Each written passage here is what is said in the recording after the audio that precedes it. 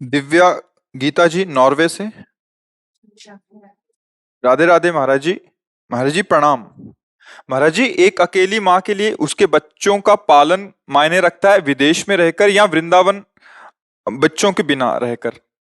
अनंत बच्चों का पालन जो कर रहा है उसमें एक दो बच्चों का तुम पालन करे तो कौन सी बड़ी बात है। तुम्हें भ्रम हो रहा है, वो भी तो उन्हीं का पालन कर रहा है। अनंत ब्रह्मांड में अनंत जीवों का पालन प्रभु कर रहा है, तुम देख नहीं पा रहे हो। तुम्हारे बच्चों का, तुम्हारा भी तो वही बाप है, वही पालन कर रहा है। आप क्यों व्यर्थ में समझते कि मैं पालन कर रही हूँ। हाँ, तुम्हें सेवा मिली है। सेवा शब्द में आओ। बच्चे रूप में भगवान आए हैं, उनको पढ़ाना लिखाना, उनकी सेवा करना। अब ये कर्तव्य अगर वृंदावन में रह के होता तो वृंदावन में करो, अगर विदेश में रह के होता तो विदेश में करो, पर प्रभु का भजन और प्रभु की सेवा की भावना रखो, मंगल हो जाए। किसका प्रश्न है?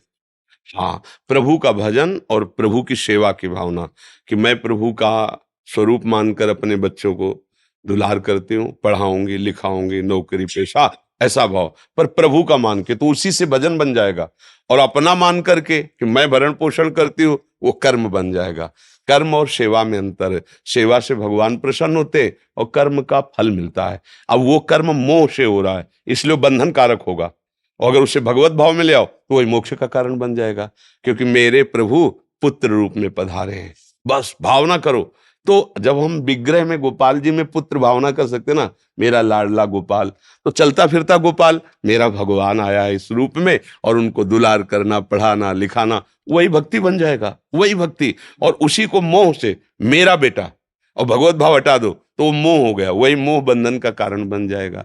तो अगर वृंदावन में रहकर भजन और ये बने तो बढ़िया, वहां बने तो बढ़िया, पर भजन होना चाहिए और भगवत भाव होना चाहिए। और ये जरूर ध्यान रखिए कि अनंत ब्रह्मांडों का भरण पोषण भगवान कर रहा है, वही तुम्हारा भी कर रहा है, वही तुम्हारे बच्चों का कर रहा है। तुम्हें केवल निमित्त बनाया गया है। निमित्त माने मैं एक यंत्र हूं, जैसा मुझे प्रभु चला रहे हो वैसा मैं चल रही हूँ, मेरे में सामर्थ्य नहीं। हम इतना भी सामर्थ्य नहीं रखते, नहीं। वो सामर्थ्य रोक दे तो हम इतना भी नहीं कर पाएंगे, ऐसे भी नहीं कर पाएंगे। जहां रोक दिया वहीं रुक जाएगी। सोचो हमारी क्या सामर्थ्य है। कोई सामर्थ्य मेरे में नहीं, सब प्रभु की सामर्थ्य। बस बात समझना है, बात समझना है। हम एक बार किसी को देख नहीं सकते। पूरा रा बोल रहे तो धा नहीं बोल पाएंगे, आधे में छूट जाएंगे प्राण। अगर वो समय कट गया कि खत्म, तो धा के लिए अवसर नहीं मिलेगा, रा बस उतने में चले जाओगे। मतलब है कोई मालिक जो पूरा का पूरा शासन कर रहा है, पूरे पूरे संपूर्ण सृष्टि का पालन कर रहा है, पूरी पूरी संपूर्ण सृष्टि को लय कर रहा है। उसी का नाम भगवान कृष्ण है, वही श्री हरि है।